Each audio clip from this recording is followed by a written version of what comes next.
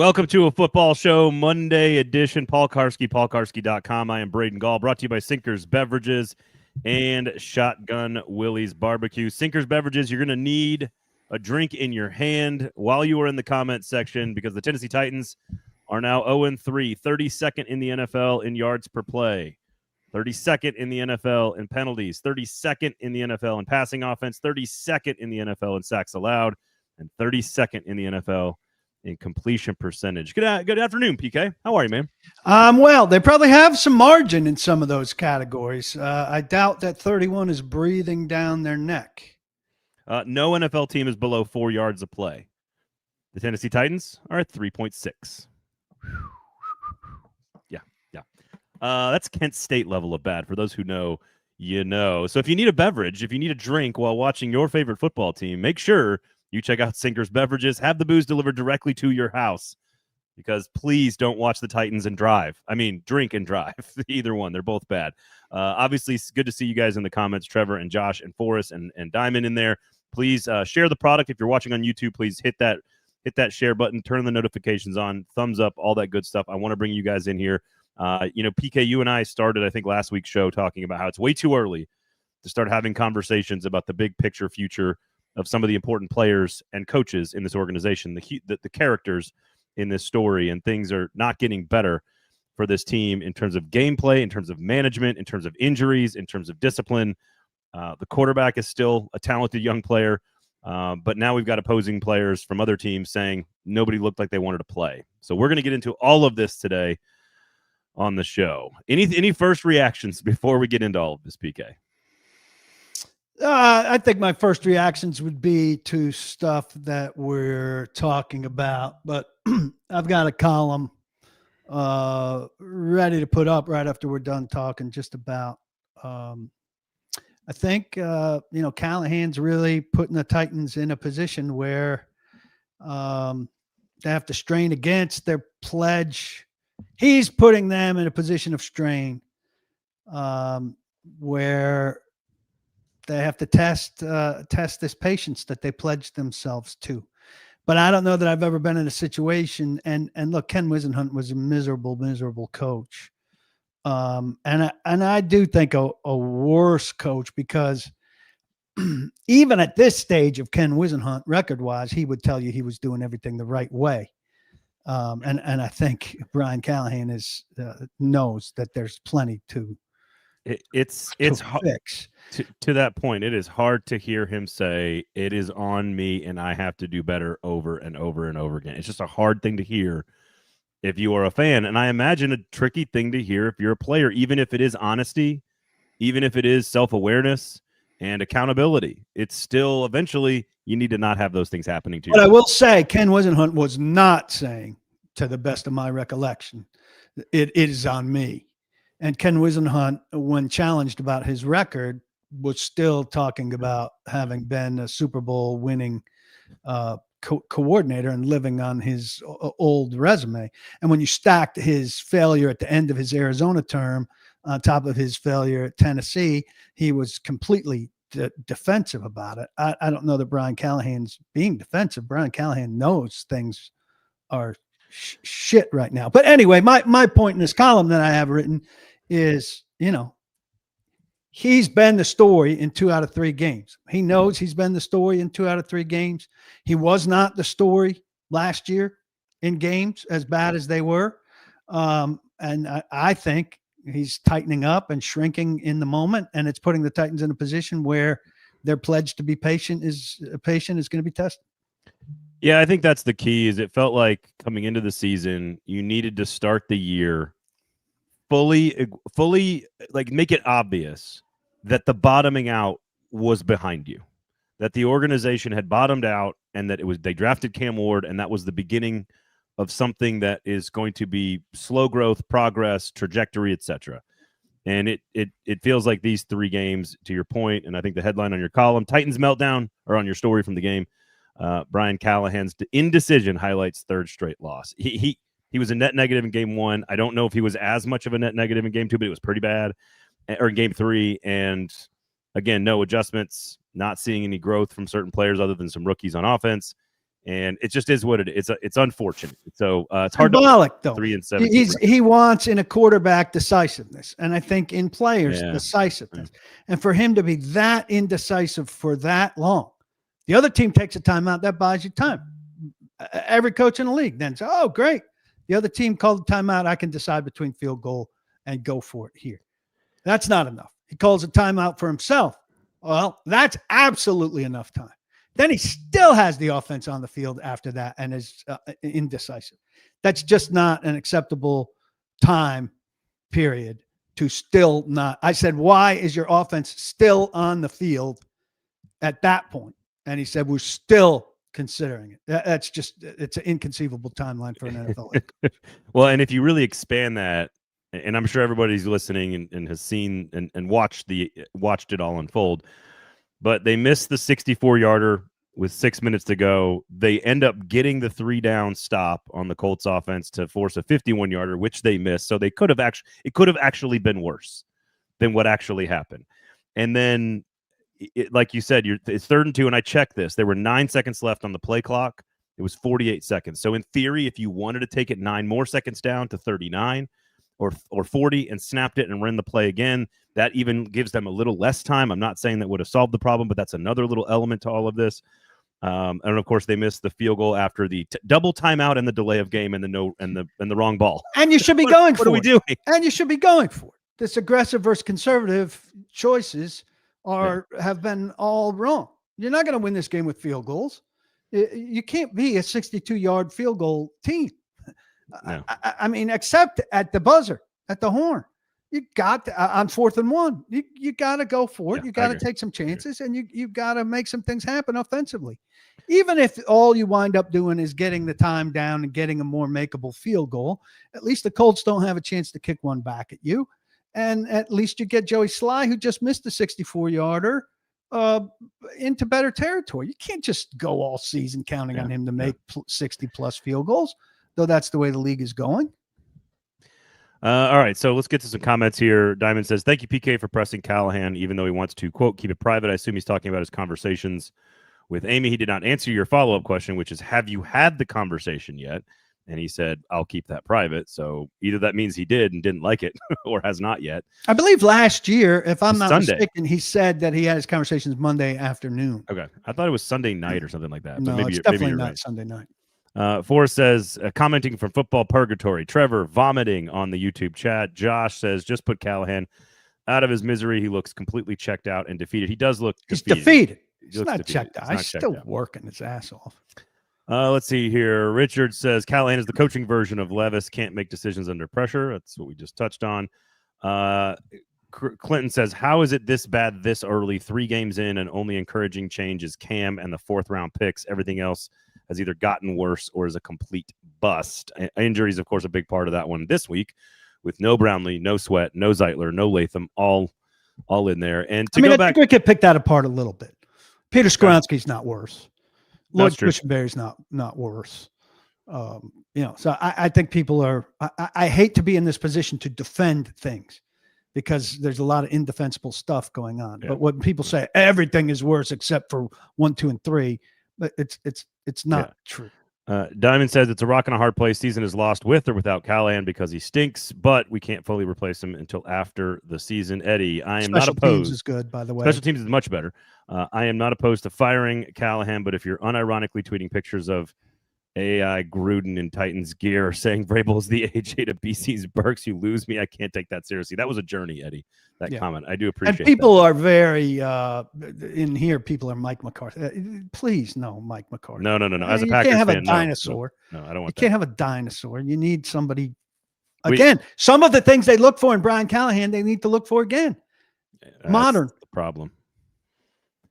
Daniel, good to see all you guys, by the way. Callahan started the season on the hot seat. Do y'all think that's why he is suddenly much worse at in-game decisions, the stress getting to him? That's hard to say. It's a stressful job, even if you're winning. So I don't know what you say to that. It does. I do. I'm right. I think he's shrinking in the moment. I agree. I hope that's not the case, but it seems like it could be at play.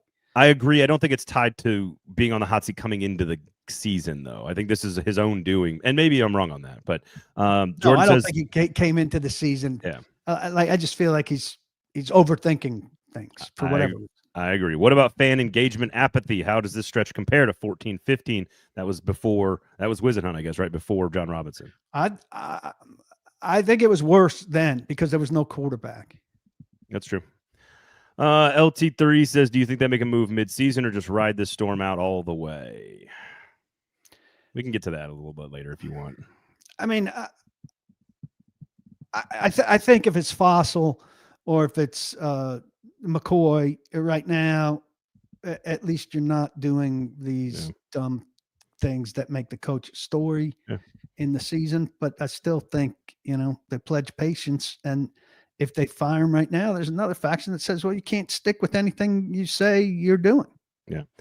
So a lot of you guys in the comments here, and we'll try to get to all you guys, and you guys are coming in hot and heavy, which I appreciate, as I expect all of you to be frustrated. Remember Sinkers Beverages if you need to cut loose and forget about your football team for a second. All right, so let's get to the Michael Pittman thing here. And this is Michael Pittman after I wanted to leave this in. This is all from Jeremy Gover, of course, and he got the one-on-one interview for AP Radio, I believe, AP Associated Press. And I wanted you to hear his question.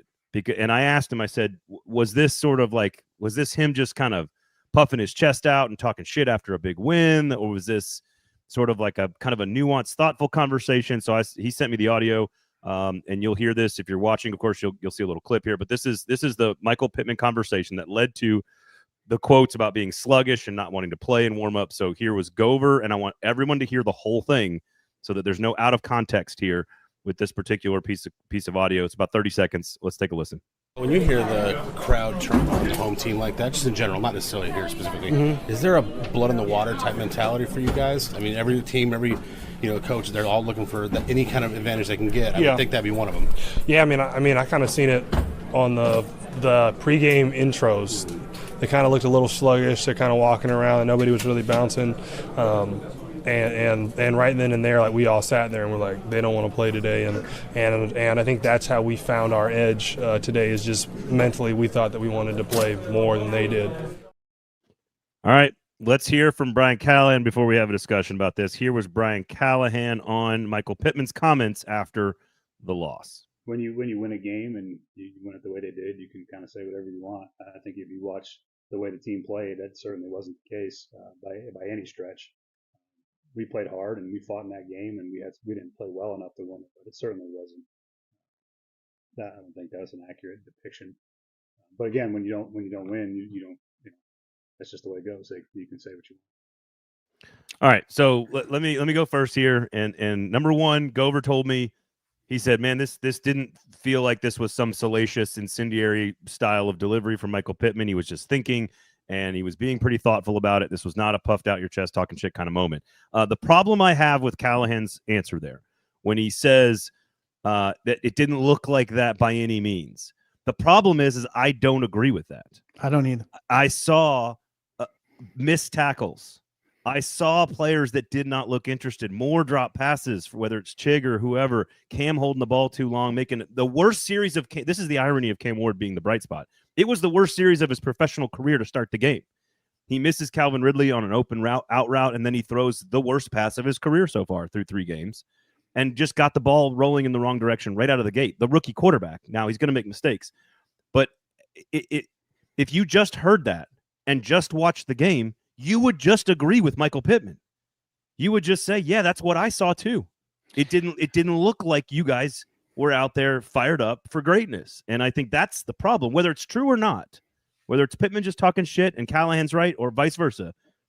It's so believable. And it looks the way that's what I saw watching the game. If Cam's the bright spot, it's only because he's surrounded by so many dim bulbs in that game. L'Jarius Sneed and Roger McCreary both said they thought the Titans came out flat. We just talked to Chig Okonkwo coming. It was one of the players made available this afternoon, and Skoronski. And Skoronski said, you can't come out any flatter than we were. We played 3 plays. We threw a pick. We ran for a yard on first down. I mean, you can't be flatter than that. So he said, it's easy for Pittman to say that after the fact. And also, I don't think how you warm up has a real big bearing on how you play. True. But he did Pittman there specifically talking about how they came out for introductions, and teams at home usually come out all kinds of bouncing around for introductions. I don't pay attention to introductions. I'm getting my stuff in order. Yeah. That's for fans. But they're flat, and there's no excuse for being flat. I put flat more on players than on coaching. Everybody always says, "Oh, the coach didn't have them ready." What gets you ready is that you're a professional collecting a paycheck, and it's your job to be ready. You know what time the game is all week. And the Titans have no problem knowing what time the game is outside of when they go west. The game is at noon. If it's at home at Nissan Stadium, you haven't earned anything differently. And so people want to skip right by the players who aren't ready, and they're the ones who need to be ready. But this flatness, look, I wrote 3 times during camp. This team looks like it's got no fire, no bounce, no hop. They're telling us we're wrong, but it certainly seems that way to me. And through 3 games, that's come to fruition. And for Callahan to look at it and say it's there, it's not there, because what comes from bounce and heat and fire are plays, and they're not making it. Yeah. And they're missing tackles, like you said, and they're talking themselves about being flat. For some reason, I just pictured like Dorial Green Beckham waking up on Sunday morning going like, "Oh shit, I thought it was 3:30." Like I don't know why. All right, so let's see here. Ty says, "Trust me, Cleveland has the worst offense." Richard says, "Just listen to Callahan. Would you be fired up for this guy? Definitely not a motivational kind of coach." Again, you don't need roo rah rah in the NFL. You get paid with lots of zeros to be fired up and emotionally focused on everything you're supposed to do in the NFL. Cleveland just won a game yesterday, so it's not a good time to mock. Well, I don't want to talk about that, PK. I don't want to talk about that. Paige says Callahan is soft, getting upset or something. Puff out your chest behind the mic. He looks like a sad puppy. He does look defeated. That is for sure.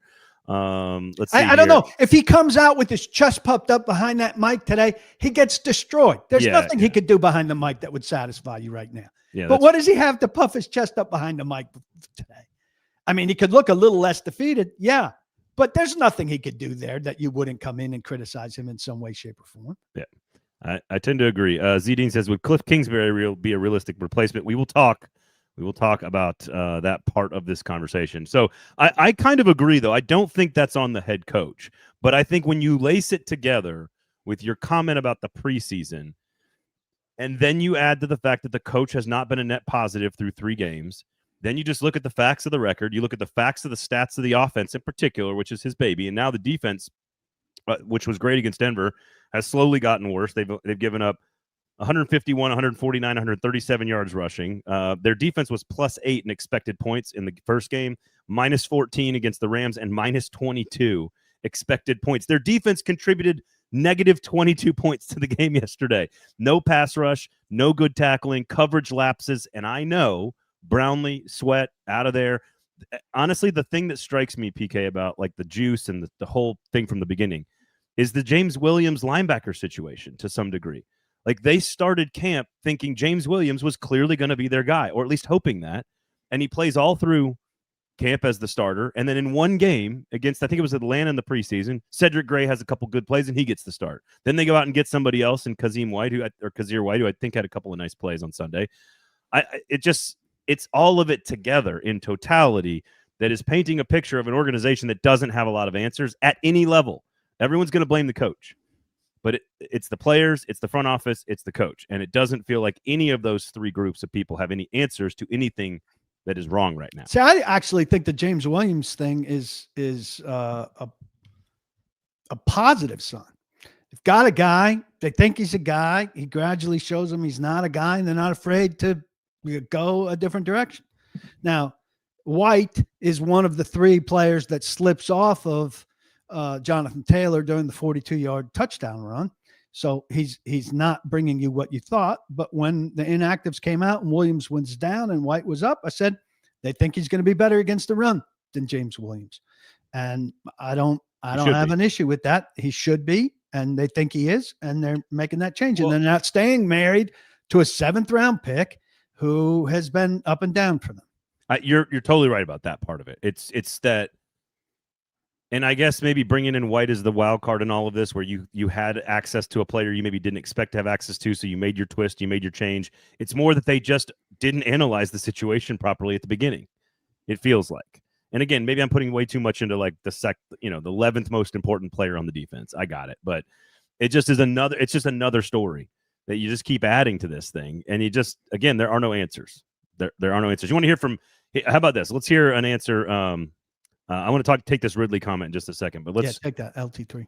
Okay, Ridley says, or LT3 says, Ridley leaving locker room early to avoid media. No accountability. Do the players even respect Callahan? Well, I don't think that's disrespect of Callahan leaving the locker room. I think if it's disrespect of anyone, it's disrespect of the media and the fans. But I will say this: he left the locker room sometime 17, 18, 19 minutes after the locker room door closed, which is not an unreasonable timetable. The locker room was closed too long. And while Jeff Simmons, I'm told, kind of intentionally lingered to fulfill his media obligation, Skoronski and Ridley and Pollard and one other name I'm forgetting did not. But they're not obligated to. If we're in there and they're there, they stand up and talk to us. But I don't know if I'm a player after that shit show that I'm going to take my shower and stand at my locker waiting for the media to come. Yeah. That was a blown situation by people other than the Titans players. Now, Skoronski was made available. Hooker I did not stay for because I needed to get home for this, and he was last in line. Chig today. But the locker room situation was not a good situation yesterday, and it wasn't the players doing. Yeah. All right. This is a legitimate question here. Says ice hockey, I guess. Is there a scenario where Callahan is told to give up play calling duties, or is that a bridge too far for Brinker? And he basically said, when asked about that, I believe it was yesterday. No, it's today he said, basically said, everything's up for evaluation. So. And I think that would be the line from the front office. Everything's up for consideration. I think they could nudge him to do so. I don't think they can force him to do so. But, I mean, he's not on the thickest ice right now. So if his bosses came to him and said, we think you ought to give up play calling, I don't know that he could say, no, I really think the way to go. He doesn't have any tangible evidence to say the way to go is for me to keep it. But again, I don't think they have miracle alternatives to him calling plays. I do think he does seem overstretched at times. The operation is not fast enough at times. And I think people thinking that's going to be some miracle solution are really over expecting. If somebody was significantly, obviously, and clearly better at calling plays than the person doing it, that would have been the plan from the beginning. On most football teams, but that's just me. And really, taking play calling away from Callahan is very close to firing. Yeah, but pretty much. All right, Peter Skoronski today on sort of the goals of the team moving forward. I think it's always just just going off what I was saying at TD is doing our job week in and week out in terms of the process is the same and attacking it the same way and doing what we need to execute. I don't think it's always a great idea to be too influenced by external factors and fan and media pressure. The goal every week is to win and go out there and execute. So that's what we're going to do. Let's hear Callie today as well. This is on sort of the noise, I believe, from the noise from the fans and sort of firing him and wanting the chant, the booing and everything in the crowd and everything. So this is Callahan today as well. Same kind of topic here. Yeah, I never want any of it to ever be, about me. It's not how I want it to be. It's not how it should be. I don't want it to be about good or bad. It's always supposed to be about our players and what they're doing and what they're doing well and what we got to be better at. But yeah, the conversation about me is not one that I want to continue. It's just the reality of where we're at, being 0-3, and every single thing gets magnified, and some things haven't worked out for us in those spots, and they're opened up to criticism, and that's the way it goes in the NFL. And yeah, I certainly don't want it to ever be about me. Chigakonkwo was really the best on the booing idea. He said, we have not delivered on what we promised.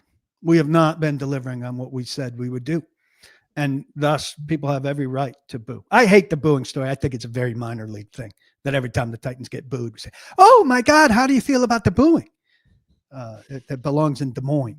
I was not in Nashville. I was impressed with the amount of noise that the number of fans could create in the stands. Now, eventually, if the stands are empty for too long, that, speaking with your wallet, eventually does lead to something. Now, here's my theory that also I haven't. A lot of people on the booing front think that Amy intended to speak and then didn't speak because of the booing. When's the last time Amy spoke? Like, what makes you think that she's going to go out at the 50-yard line for a team that's 0-2.5, and it is all of a sudden, because she likes Mike Keith, going to subject herself not only to the crowd, but that she's going to all of a sudden say, I can't face a room full of 15 reporters, but I'm going to face a crowd of 40,000 people. Yeah. 2023, I think, late 2023 is the last time she answered questions from the media. I agree with you generally on the fans at sporting events boo because what they see they don't like. That's it. And then they cheer when they see something they do like. That's how that works. Here you go. Diamond says Philly fans were booing Eagles at the end of the first half. There we go. Might as well just trade Simmons to Jacksonville. There we go. Jacob says there are two types of professional teams trying to win and teams with players playing for contracts. The Titans have seemingly created a third category. I will say that about players mailing it in. It's really dumb. Like, and a lot of fans are saying, well, they've just quit for the season. I mean, it's really dumb. You can't quit for the season. You may not be playing for Brian Callahan next year, but if you're under contract for the Titans, you're probably in a situation where most guys are under contracts they can get out of. And your film is your resume for this contract or the next contract. Every play. So saying, I'm out on Brian Callahan, I'm not going to play for him, people think is very easy, and making some kind of a vote. Let me tell you, your vote for or against Brian Callahan affects your bottom line, your abilities to support your family for your 2.5 years in the league. Is really stupid to mess with your finances. And it's why tanking doesn't really happen in the NFL. You can put out your backups. A bad lineup. You can put up a bad lineup, but those guys are not going to play less hard. And so tanking isn't really a thing that kind of happens by players or coaches necessarily. So here you go.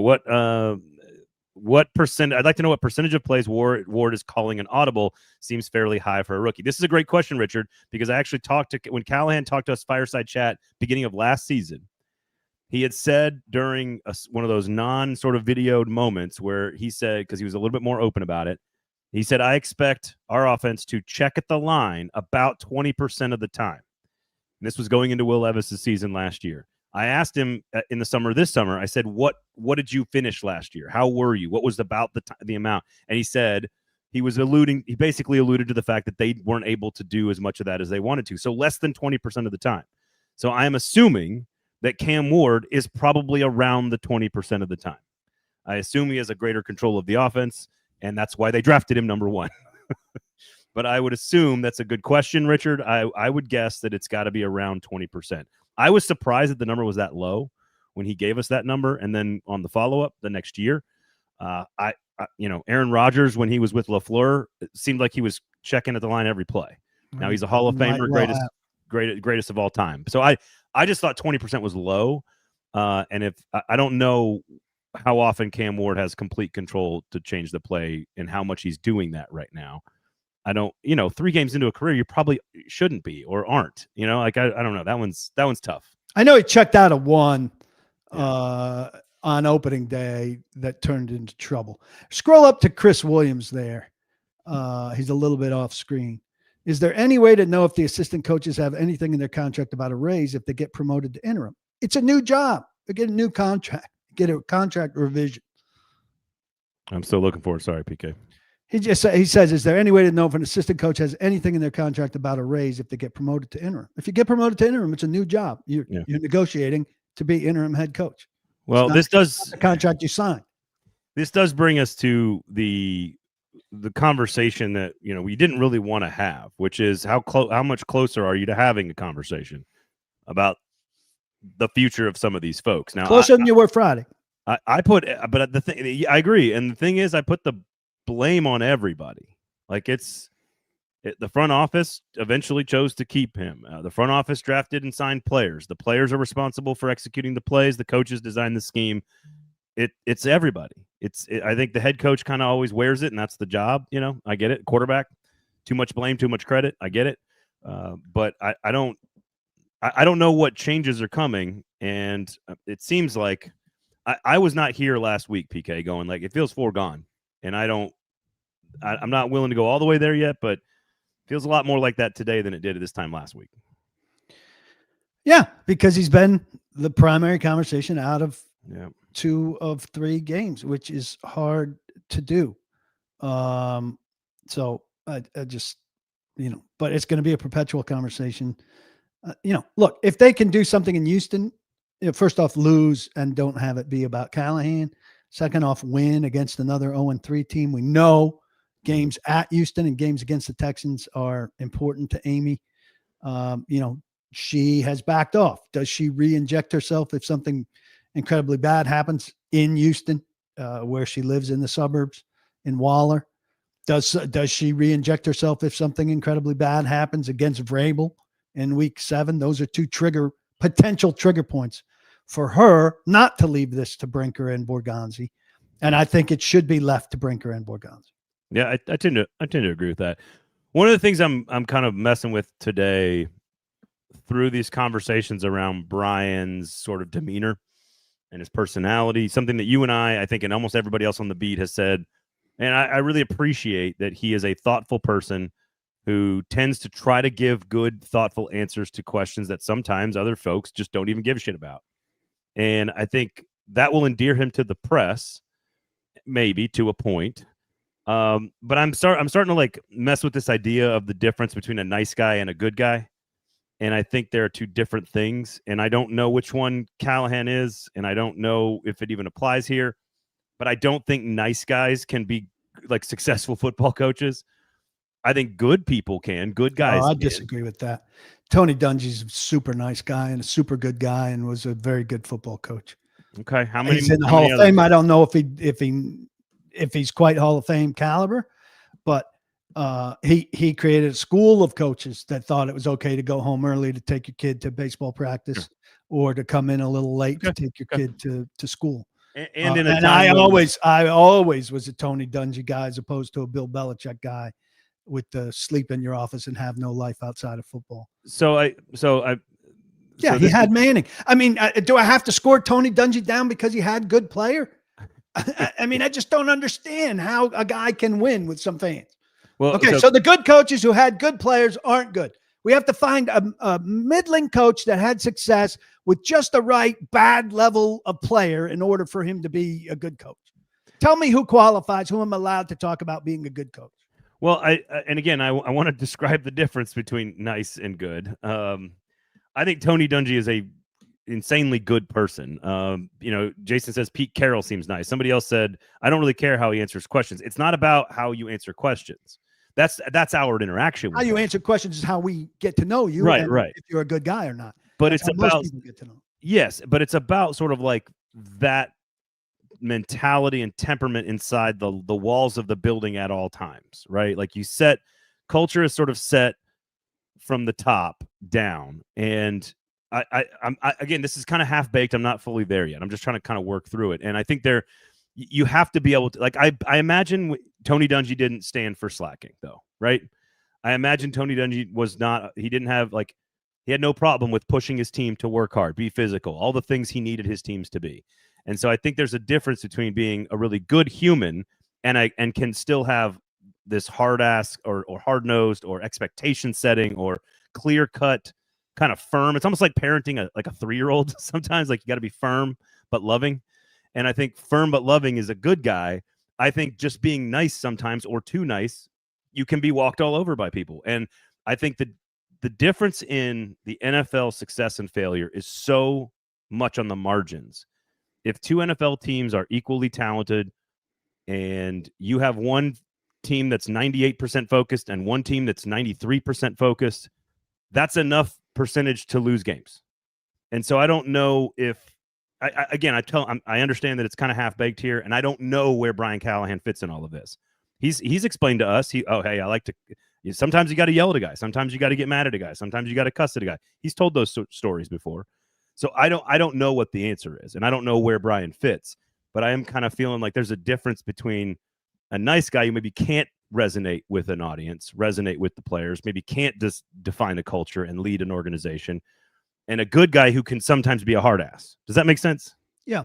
I will say I had a private conversation with Dungy once for a story on the record, but talked about, and he said, I go with what I experienced. And it never helped me for a coach to yell at me. And Chuck Noll didn't yell at me.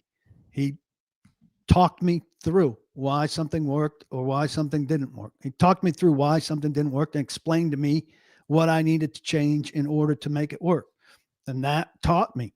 And I'm a teacher, and I teach people why something's not working, why something is working, and I should do it more. And that's been effective for me, and it was effective for him. And that's how I want my guys to coach.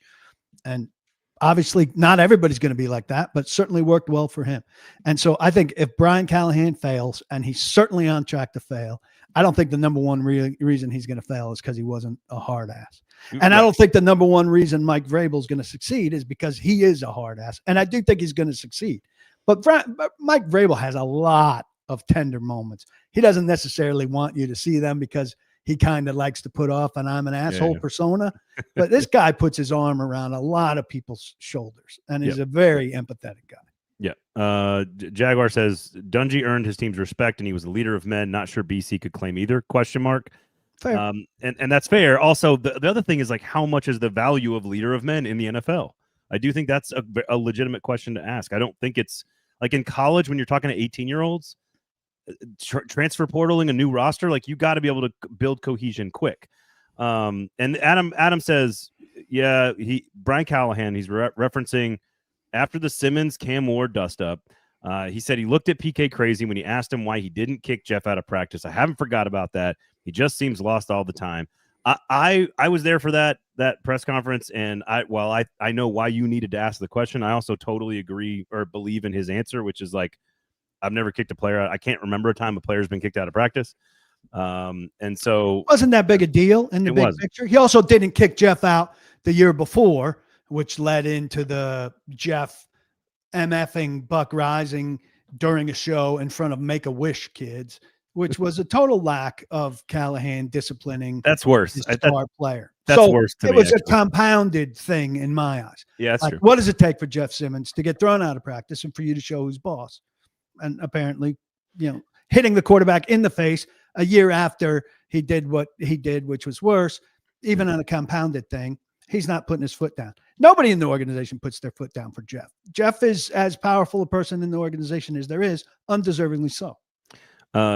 Sinkers Beverages and Shotgun Willie's Barbecue. Please go check out our two great local and amazing sponsors, paulkarski.com for a subscription website covering the Tennessee Titans. Jake has an interesting question here. Some players do better with yelling and some do better with teaching. I think that we all understand that about leadership and psychology. But I'm not sure either apply to this team. And that is the interesting point, I think, in there. How not? You don't think there are players in this locker room that do better with teaching and some who do better with yelling? No, I think any group of 53 people. Of course, that would be the case. Of course. Maybe I should rephrase that. It's what I want to know what is working and what's not working. And well, nothing's working. It's right clearly now. Not. It's clearly not. So, okay. All right. Fine. Sinkers Beverages, everybody, for all you that need more drinks after watching the Tennessee Titans play. So if you guys have any more questions, any more comments, please jump in there. Keep them rolling. I know you guys are here. Is there any, what is the good of the game? How about this? Let's hear from Callahan talking about Cam Ward, and we can talk about Cam Ward and some of the other nice pieces that had decent moments on Sunday. We'll do that. Here is Callahan on Cam. Yeah, it's a constant conversation. It's an awareness of down and distance. It's awareness of where check down locations are. There's a couple in the game where he did a really nice job of that, especially as the game wore on. He's understanding it. It's getting more comfortable for him. It's easier for him to get it. He knows that there's definitely a part to play in sacks and making sure you're getting rid of the football. His growth from weeks 1 through 3, I think, has been tremendous in that regard. But it's something we talk about all the time and emphasize that, we call plays that have options that down the field, and you're trying to get down the field. And I think early in the game too, they played a bunch more like vision zone defense and sort of forced him to do the patient thing and do that early in the game. And I think he got better at it as the game wore on too. And it's constant. It's going to be something that he's always working on, especially, again, 3 starts into his career. he's starting to figure out, but he's figuring it out really quick. And I think that's what is the most encouraging part, is that he really understands it, and he's trying to do those things more consistently.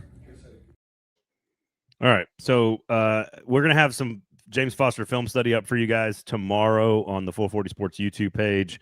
He's going to take a look at some of the sacks by Cam Ward. We did that last week as well. The problem is the second sack, he was claiming that it was a kind of a weird route breakdown on the top of the formation, and that was sort of what led Cam to tuck it and eat the sack. But that the other three basically were on Cam not sort of waiting that beat too long and then finding a guy who was open. And on the first sack, Gunnar Helm was open. On the third sack, Chig was open, and he just doesn't fire it in there on those curl routes. So other than that part, and obviously the opening sequence was atrocious, other than that, what did you see from Cam that you liked, that you see from the progress that Callahan is talking about there? Well, there are a couple series where he strung some stuff together. There's one series in the second half where it felt like maybe they were getting some things going, and he completed,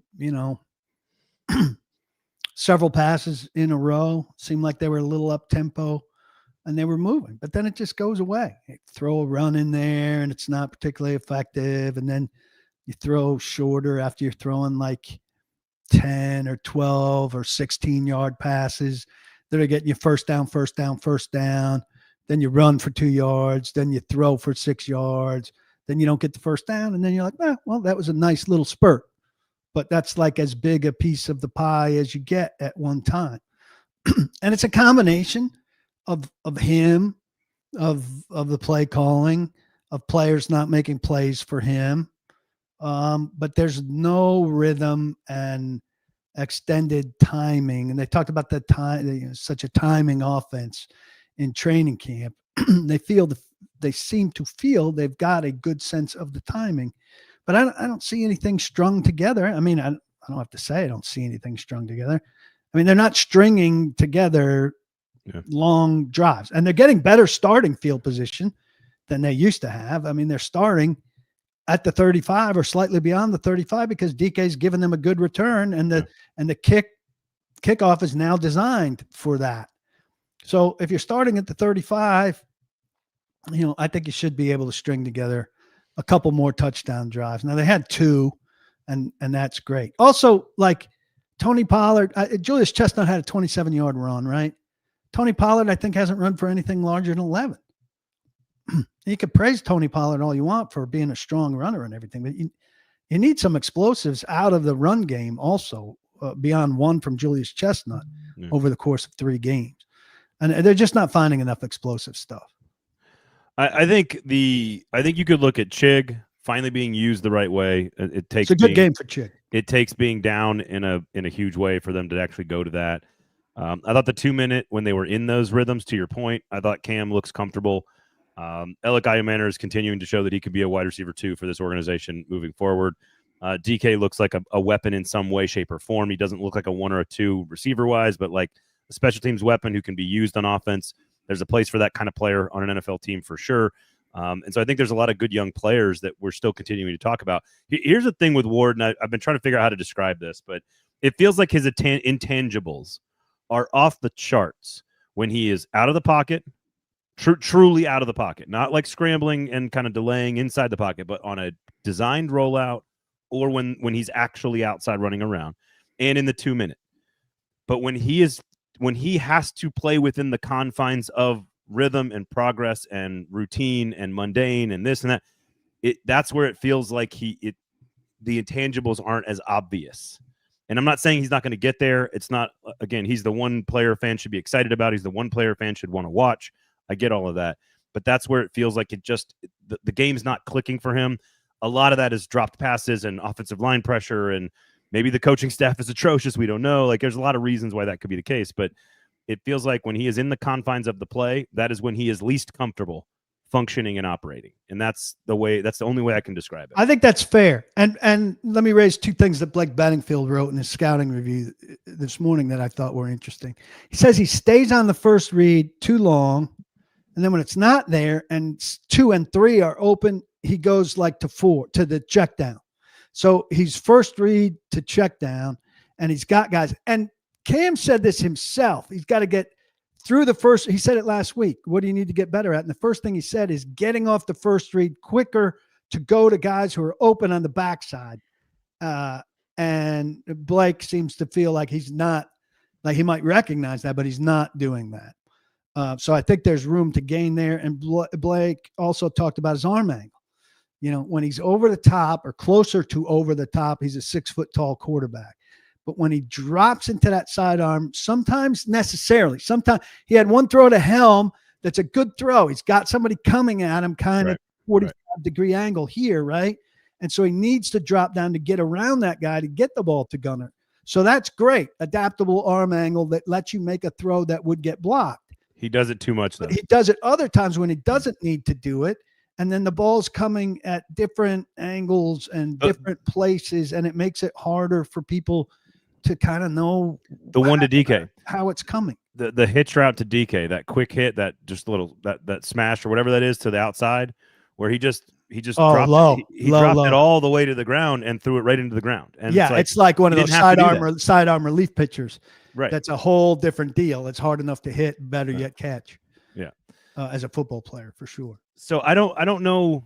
I think that is something that just comes with time, because I think the other stuff you can't teach. I don't think you can teach having intangibles about the game when it's broken down. 2-minute outside the pocket, rolling around, like the stuff he does with his arm and with his instincts in those situations. I'm not sure you can coach that. I just think you have to be a ball player. Like, you just got to go out there and be an athlete. But I do think you can coach within the confines, especially a guy who wants to get better. And so it's clear that this, 15, like, again, there's not a single passing category that is good looking for anybody here. But too many of the sacks are on him not seeing the open player and just holding on for half a second longer, taking the hit and delivering the football where it's supposed to be, waiting for a receiver to break open. That's just going to come with time. I think we might be overrating Cam a little bit. Like, I think we see splashes of nice stuff, but I don't think he's stringing enough of it together. Now, the help is insufficient, right? But some of these sacks he's helping create, and drops or bad plays on balls are hurting him. But and I'm asking maybe too much for him to elevate. But I don't think he's stringing enough of his good stuff together often enough either yet. And, number 1 pick in the draft, we've seen some guys of that stature or, top 5 picks in the draft who've burst on the scene, who've done better out of the gate, or certainly in the first half of their season. So, we'll give him 5 more games here and see what he does in his first 8. Yeah. But I have higher expectations than this, and I don't think it's unreasonable. I think he okay. carries himself well. Okay. I think he's very conscious of what he's not doing well and what he needs to do better. I think he's putting in the work, all of that. But I don't know, you could say Brian Callahan's holding him back or things are holding him back. There's stuff there for him to be doing, and he needs to gradually do it better. He's slipping a lot. He's got to get his footwear on, come to terms with the fact that there's turf in that stadium, and do what you need to do. And I offered today to give Brian Callahan pieces explaining why the Titans went to turf. And then there's another degree of the fan base that thinks the Titans are cheap for not having turf practice fields to match up to the stadium. Let's put this idea to bed. You do not want to practice on turf. You want to practice on grass, which you can make viable at a practice facility when you're moving between 3 fields. And there isn't shade around it from high side bleachers, right? I don't know what you're. Could not make grass work at the stadium. I think they should have kept trying, but they had 2 ACL tears on non-contact injury to their own players. They're going into a turf stadium, and they decided they're going to be a couple years ahead of it. They decided what they decided. But the idea of having turf practice fields is ridiculous. By the way, that Bermuda out there, I'm very jealous of how nice that Bermuda is out there at the practice field. Their practice fields are terrific. It's spectacular. Well, he is not without blame, but I think a lot of folks are saying, like, hey, he's the only reason we're not like here's one Rapid says he's not the reason we're losing. That alone, that's absolutely true. Is positive. Though that pick 6 at the beginning did not put them in a good spot. Brutal. brutal. So I guess again, some pass catchers around him. I think there's clearly Ridley's a giant disappointment so Huge. far, playing terribly. But what I was going to say is the positives. Like, there's clearly a rapport there with Io Manor, and that he's got a chance to be a starting player. I think there's going to develop more and more with Gunnar Helm. I think, for example, the throw to Chig down the seam in the first half, where Chig hits him in the hands, and PFF kind of grades that. PFF kind of grades as a little bit of an overthrow, but like a great tight end probably catches that. You know who catches that? Somebody who's 6'5", somebody who's a 6'5" seam stretcher. Gunnar Helm catch it? Gunnar Helm catches it because it's in his wheelhouse. It's not necessarily the role you want Chig playing all the time. So they just have to figure out that kind of stuff. And so there is some positive pass catching around Cam Ward. I do think the team misses Spears' kind of like gusto. I don't know what the right word is. Energy. He likes to run over people. He's not healthy for long enough to be a difference maker production wise, but I do like his mentality and his demeanor. How about a middle screen? Have we seen a middle screen this year? I don't think so. Chig would be good. Throw that into the mix. Chig would be good at that play, or DK maybe. I don't know. Just figure something out. So there's a lot of questions here about Brian, and we've kind of covered a lot of that throughout the course of the show. So I don't want to keep going back to that. All right. Anything else you want to add on the positive side? Obviously, special teams are way better. I'm looking through the comments here, PK. If you got anything else positive you want to add, because it's not hard to. It's not easy to find. I'm not anxious to go on a search for the positive for this team right now. Yeah. What somebody did ask earlier, and I apologize I didn't see it, about an inflection point. You mentioned two, the Patriots and the Texans. I think those are inflection points for Amy, maybe reinserting herself into decision maker about a decision on Callahan if she's going to involve herself, and if Brinker and Borgonzi haven't done something, don't do something on their own, or haven't done something by the time the Patriots game rolls around. But I don't want to be on this damn watch every Sunday night. People saying, is he going to be fired tomorrow? How much of your show yesterday was about that? Too much, too much. And I didn't think he was going to be fired. And people were like, you're going to come back here tomorrow and you're going to look like an idiot. I said, I'm going to come back tomorrow if he's fired, and I'm going to say they went against what they preached in terms of patience for the duration of the offseason. And lo and behold, I'm back here tomorrow, and we're not talking about him being fired. Yeah. So. LT says, I'm still confused why they rotated at right tackle. Well, look, here's why they rotated at right tackle. Ojukwu was having a hard time, and they say, let's bring in the other guy and see if we can't get better. And then they don't get better, and Udo has a hard time, and they say, let's bring back Ojukwu. And they basically rotate them to try to minimize the damage one of them can inflict. There were a couple of nice pass pros by Udo later in that game, just for what it's worth. And I thought Hance did, he was fine, reasonably good work.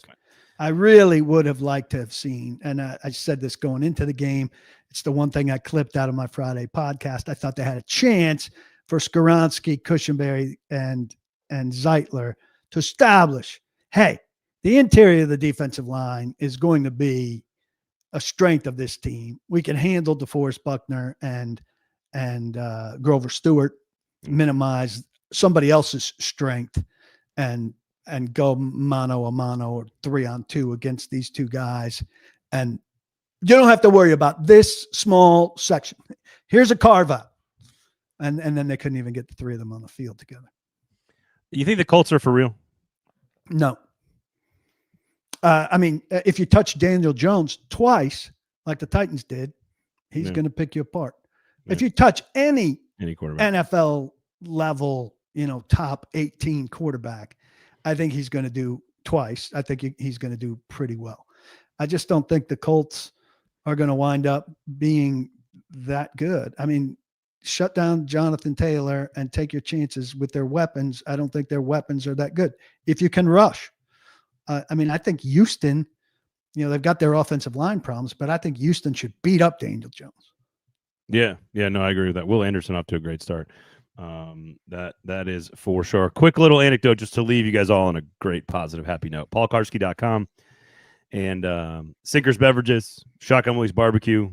Great week to drink and eat meats if you want to cheer up after watching that garbage. So I couldn't help but think about this story. And that is, I think it's the 2019 draft. Is that Caleb Farley, right? 2019 draft? Caleb Farley. Sounds right. right. Isaiah bad Wilson on the memory. Isaiah Wilson was COVID 2020. Yeah. I thought about this all day yesterday during the game. They were set to draft Kwity Paye. That's who they wanted in the draft. In the Farley draft? In 2019.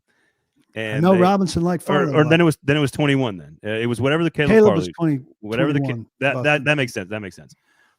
Whatever the Caleb Farley draft was, they were set to draft Kwity Paye. And he was taken, I believe, one pick before the Titans by the Indianapolis Colts. And that led them to taking Caleb Farley because those were the last two players on their board graded as first-round picks. And so I couldn't help but watch the game yesterday as two teams are in very different places. And that's not the decision that decided all of this stuff. That's not what I'm saying. But I'm sitting there watching a guy who's extremely active coming off the edge for the Indianapolis Colts and a player who's not in the organization anymore for the Titans. And you're a little too excited about Kwity Paye. Kwity Paye's not any good. He's fine. Isn't he like fifth in sacks or something like that? Since I'm gonna have to go check this, but I think you're underestimating him. I think the Tennessee Titans could use Kwity Paye right now is what I'm saying. I do too, but I mean, who couldn't they use? When they touch the quarterback 2 times in a game, they could use any live body edge rusher is going to make them better. But I mean, Kwity Paye is a guy that Dan Moore could and should handle as compared to premium edge rushers who he can't handle. He had 27 sacks the last 4 years coming into the season. So it's not small. It's not a small amount of production. Anyway, better than I thought, granted. I'm not saying he's great or anything. I'm just saying it's an example of it's nothing the Titans could have done, right? But that was the guy they were going to take. And he gets picked by the division rival, one spot ahead, and that's it. They take Caleb Farley instead, and unfortunately it didn't work out. So it's one of those moments where I'm just watching him come off the edge and knock down passes and take care of Dan Moore and all this other stuff. I'm just going, man, that reminds me of the draft. Jake Roberts says Daniel Jones and Justin Fields are this year's Sam Darnold and Baker Mayfield. Am I missing something with Justin Fields? He didn't play yesterday and his team's 0-3. How are you comparing him to Daniel Jones, who's like off the charts? I think your grouping is a little poor. I think Shane Steichen also is a very good offensive game plan designer and caller. Yes. And he showed us that with Gardner Minshew, and now he's showing us that with Daniel Jones. They have Michael Pittman had a bunch of yak yesterday. He's not a yak receiver, but they didn't want to tackle him. So now I'm back on how poor the tackling was. And Shane Steichen is kind of what you hoped Brian Callahan might be. Yeah, that's exactly correct. All right. So you got a column coming up today on PK.com after we're done here. Is that what I'm hearing? Yeah, Blake Benningfield's column is out, and I'll have a Brian Callahan column coming up right now. And tomorrow, something about lack of overachievers. How about a surprise overachiever? Yeah. It's allowed to happen. Happens all over the league. They got Alec Ayu, man. Not here. A fourth rounder. No. Overachiever. All right, there's one. I'll wait. All right. So paulkarski.com, of course, is the website. Make sure you check that out. Sinkers Beverages for all your beverage needs. Great bourbon allocation, great wine selection, all that great stuff. You'll have a Cam Ward Titans film breakdown from James Foster coming up tomorrow on 440 Sports YouTube page. We got SEC and Preds content on Wednesday. Then we're back at it talking Titans again on Thursday. The Paul Kaharski podcast on Friday. So you got Stillman and company every day. So lots of content from 440 to keep you upset, engaged, enraged, pissed off, whatever it is about the Tennessee Titans. Conspiratorial. So, yeah, conspiratorial. There you go. All right, everybody out there, thanks for hanging out. Thanks for listening.